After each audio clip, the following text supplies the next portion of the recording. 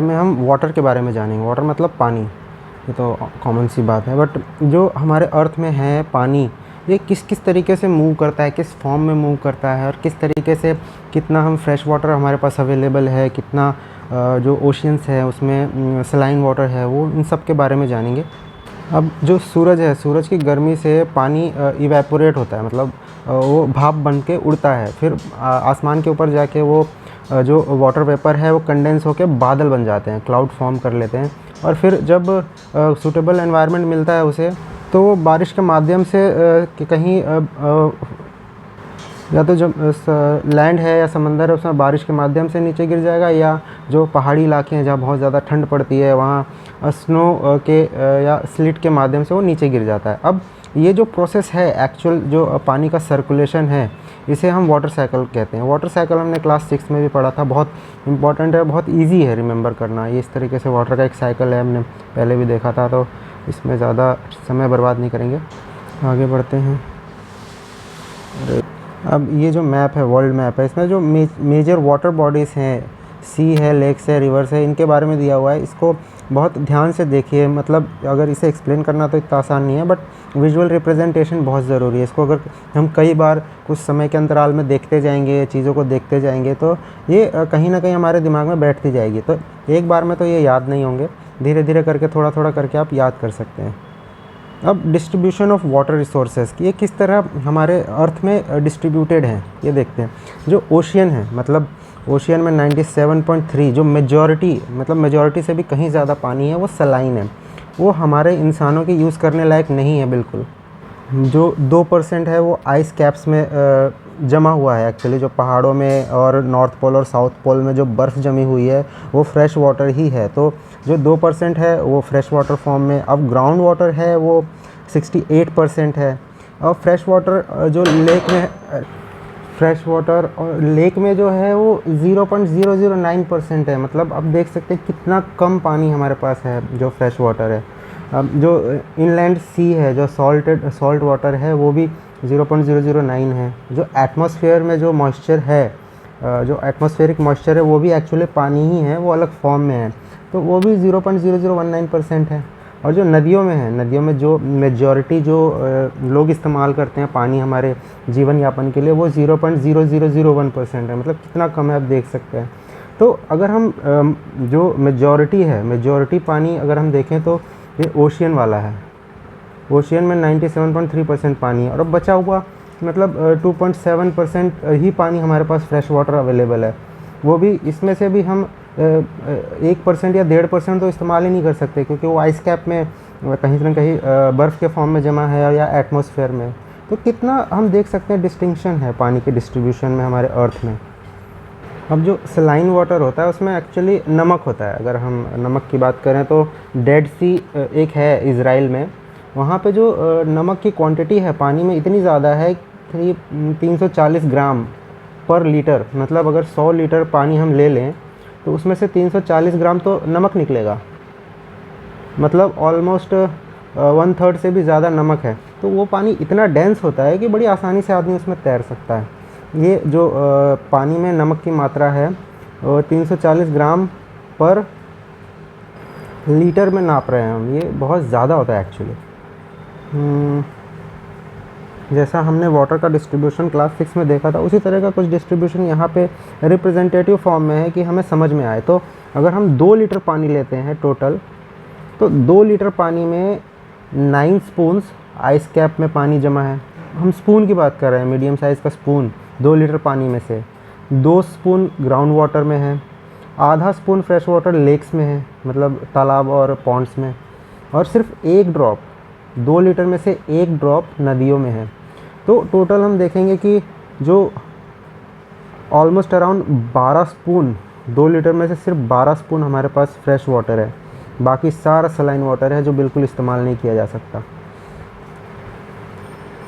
अब किस तरीके से हम वाटर कंजर्वेशन के लिए हम अवेयरनेस फैलाते हैं, पेपर्स के माध्यम से हम लोगों को जागरूक करते हैं कि ये कृपया फ्रेश वाटर इस्तेमाल मत कीजिए, ज़्यादा जो आपकी ज़रूरत से कहीं ज़्यादा हो। तो जो फ्रेश वाटर है बहुत इम्पॉर्टेंट रिसोर्स है, वो अगर वो हम बर्बाद करते रहेंगे तो वो कहीं ना कहीं किसी समय में आके वो ख़त्म हो जाएगा। इसलिए जो पानी है उसका इस्तेमाल हम बहुत लिमिटेड तरीके से करना चाहिए, हमें पानी को बचाना चाहिए जो फ्रेश वाटर है। जो मार्च 22 है वो फ्रेश वर्ल्ड वाटर डे मनाया जाता है। तो इस तरीके से जो यूएन है या फिर कोई बहुत बड़ी बड़ी संस्थाएं हैं, उन्होंने कुछ दिन ऐसे चूज़ कर रखे हैं जिसमें हम मैसिव अमाउंट में अवेयरनेस फैलाते हैं। किसी जैसे 22 मार्च का पानी का है कि हम पानी को कंज़र्व करें, इस तरीके से डे बनाने से अवेयरनेस फैलती है लोगों में। अब जो ओशियंस में सर्कुलेशन है वो कैसे होता है? जो समंदर का पानी है वो कहीं भी एक जगह नहीं रुकता है, वो कॉन्स्टेंटली मूव करता रहता है। तो वाटर जो ओशियंस में अवेलेबल है उसकी मूवमेंट को हम 3 पार्ट में डिस्क्राइब कर सकते हैं। एक वेव्स है, एक टाइड है और करंट है। अब जो करंट है वो तो कंटिन्यूसली जो मूवमेंट है पानी का वो दर्शाता है। टाइड है, टाइड कभी कभी जो चांद है वो धरती के सरफेस के थोड़ा सा नज़दीक आ जाता है तो हमारे जो ग्रेविटेशनल फोर्स है उसकी वजह से किसी एरिया में पानी का लेवल बहुत ऊपर होगा, किसी एरिया में पानी का लेवल नीचे हो जाता है। तो पानी ऊपर नीचे मूव करता है अपने वर्टिकल डायरेक्शन में। और जो वेव्स होती हैं, जो ऐसे हम समंदर के किनारे देखते हैं, जो बड़ी बड़ी वेव्स आती हैं हवा के माध्यम से या फिर टॉर्नेडो या तूफ़ान उफ़ान की वजह से, वो वेव की तरह से भी जो पानी है ओशियंस में वो मूव करता है। नेक्स्ट अब देखते हैं, अब वेव्स के बारे में जानते हैं। वेव्स क्या होते हैं? वेव अगर हम देखें नॉर्मली तो इस तरीके से वेव होते हैं, बहुत तेज़ी से पानी बह रहा है, अचानक से कुछ ऑब्स्टिकल आ जाते हैं, सामने पत्थर आ जाते हैं, तो इस तरीके से वेव पानी उछल के ऊपर आ जाता है। जो ओशियन के सरफेस पे जो पानी है वो थोड़ा देर के लिए ऊपर जाता है, फिर थोड़ा देर के लिए नीचे आता है। तो इस तरीके से जो वेव्स का निर्माण होता है, अगर हम देखेंगे तो इस तरीके से वेव बनती है। तो एक बार वो जाएगी फिर वापस आएगी। तो हमने टीवी में जो वीडियोस है उसमें बहुत आसानी से देखा है, वेव समझना इतना मुश्किल नहीं है।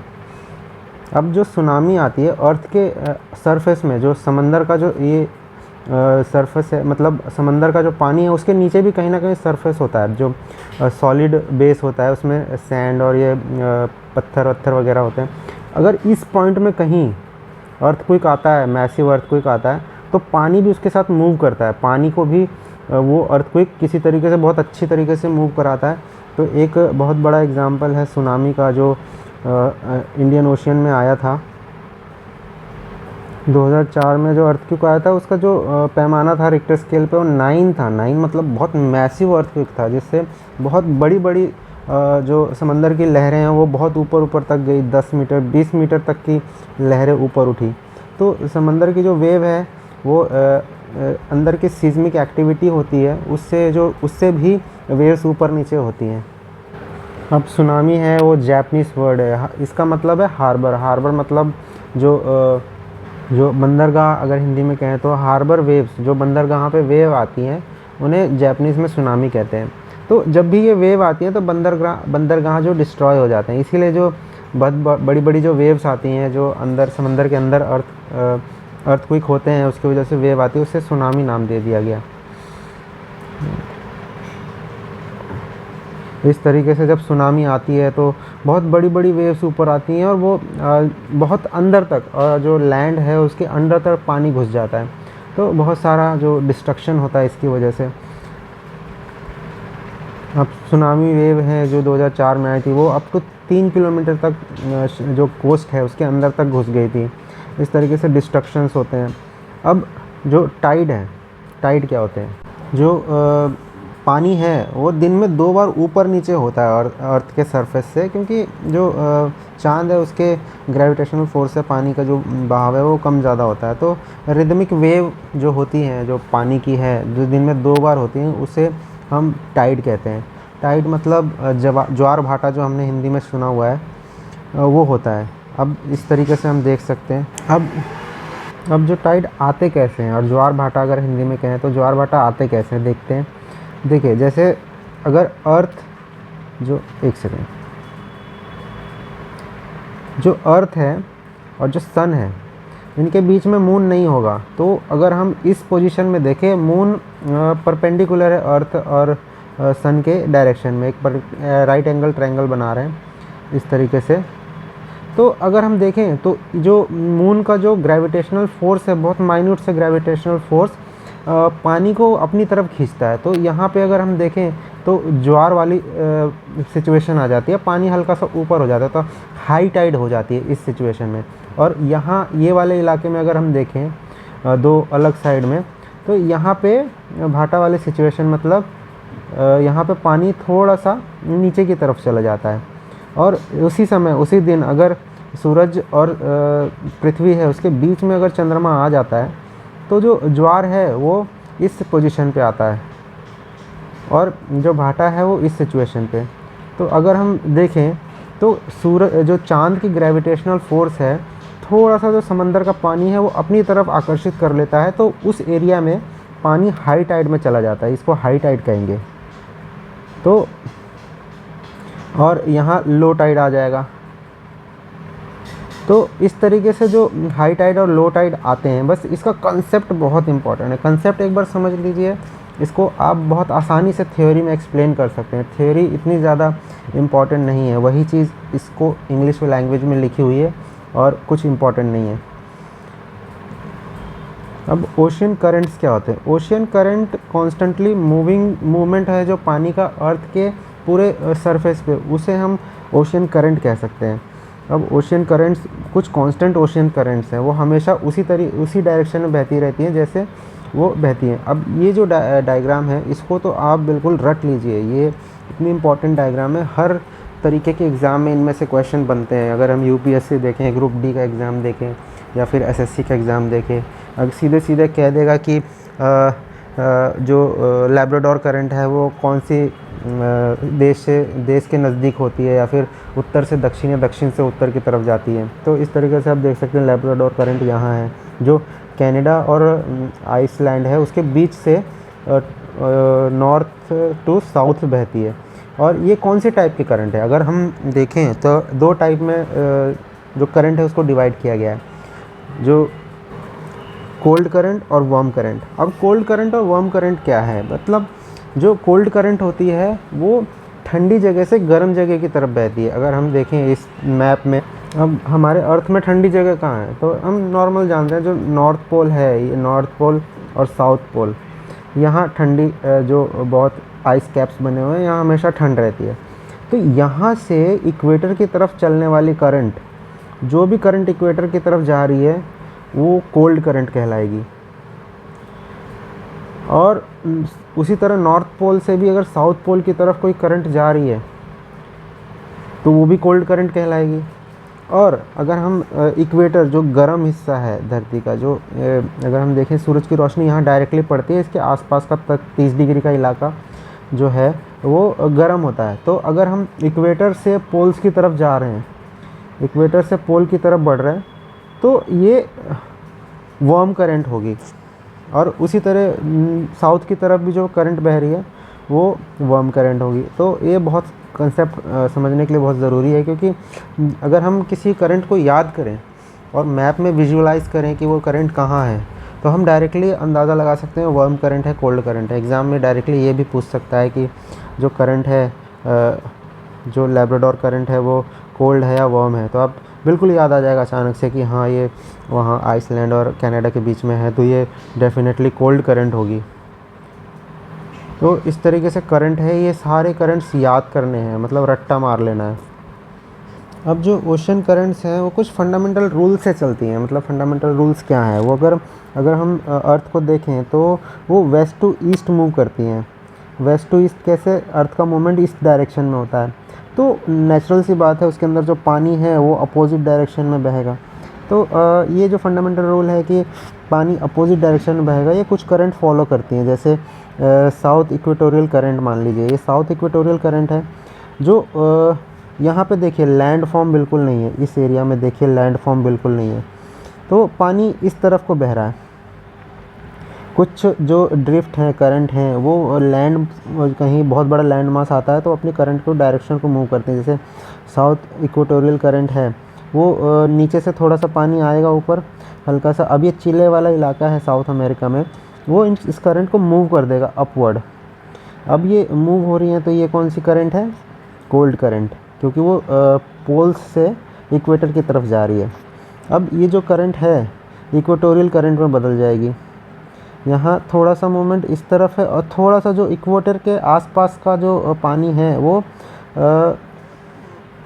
वेस्ट टू ईस्ट फ्लो कर रहा है। और जो साउथ इक्वेटोरियल करंट है वो एक्चुअली एक सर्कल बनाएगी। जो करंट है वो अर्थ के मूवमेंट के हिसाब से एक सर्कल सा बना लेती है। उसी हिसाब से वेस्टर्न विंड ड्रिफ्ट है, ये भी एक सर्कल बनाए।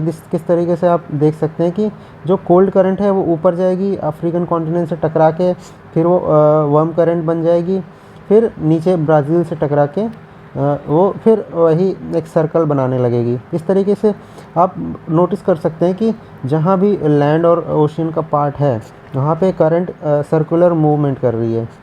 सेम चीज़ यहाँ पे भी है इंडियन ओशन में।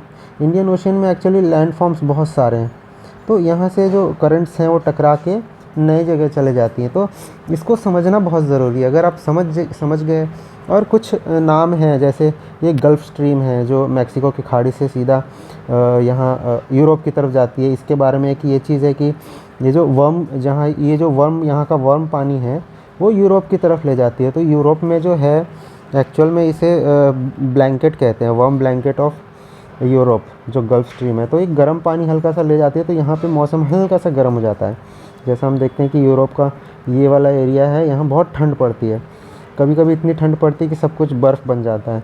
तो गल्फ़ स्ट्रीम क्या करता है, यहाँ से जो वार्म पानी है उसको ले जाता है यहाँ, तो जो हल्का सा मौसम में हल्की गर्मी सी हो जाती है और पानी इस्तेमाल करने लायक हो जाता है। एक डिस्टिंक्शन ये भी है कि जिस कंट्री के आसपास वो करंट बह रही है उसी कंट्री के हिसाब से नाम रख दिया जाता है। तो जिस तरीके से आप देख सकते हैं कि ये जापान की तरफ जो करंट बह रही है उसे क्यूरोशियो करंट कहते हैं, और उसी जो सेम जापान के आसपास एक नॉर्थ से साउथ की तरफ कोल्ड करंट आ रही है उसे ओयोशियो करंट कहते हैं। ये जो करंट के नाम है सारे रट लेने हैं, मतलब किसी भी हालात में छोड़ने नहीं है, क्योंकि ये हमेशा काम आएंगे। मतलब अगर एमसीक्यू में काम नहीं आया तो आंसर राइटिंग में डेफिनेटली काम आएंगे। और एक बेसिक फंडामेंटल कंसेप्ट भी क्लियर होता है कि हमारा पानी किस तरीके से बहता है। चलिए चैप्टर यहाँ क्लोज़ होता है, अब नेक्स्ट चैप्टर की तरफ बढ़ते हैं।